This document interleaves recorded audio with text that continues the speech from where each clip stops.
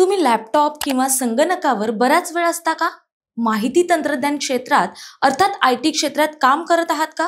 होय, असं उत्तर असेल तर ही बातमी तुमच्यासाठीच आहे. सतत स्क्रीनचा वापर करणाऱ्या आणि IT क्षेत्रात काम करणाऱ्यांना ड्राय आय सिंड्रोम होऊ शकतो.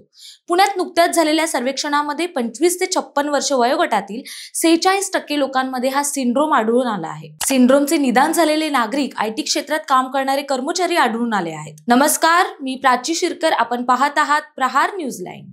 दिवसभरातील अधिकाधिक स्क्रीन समोर व्यतीत होत असल्याने डोळे कोरडे पडण्याचं प्रमाण वाढलंय. यालाच ड्राय आय सिंड्रोम म्हटलं जातंय. बदलती जीवनशैली आणि कोरोना महामारीनंतर कामाच्या पद्धतीमध्ये बदल झालाय, ज्यामुळे व्यक्ती तासनतास लॅपटॉप असो किंवा मोबाईल असो यावर वेळ घालवते. जास्तीत जास्त स्क्रीन टाइम झाल्यामुळे डोळ्यांना अनेक प्रकारच्या समस्या उद्भवतात. ड्राय आय ही डोळ्यांची अशी एक समस्या आहे. याबाबत नॅशनल इन्स्टिट्यूट ऑफ ऑफ्थल्मॉलॉजी या संस्थेनं पुण्यात याबाबतचा अभ्यास केला. मागील 6 महिन्यांच्या कालावधीत 3000 रुग्णांचं सर्वेक्षण केलं. यात स्क्रीनवर अधिक वेळ व्यतीत केल्याने कॉम्प्युटर विजन सिंड्रोम होत असल्यानं दिसून आलंय.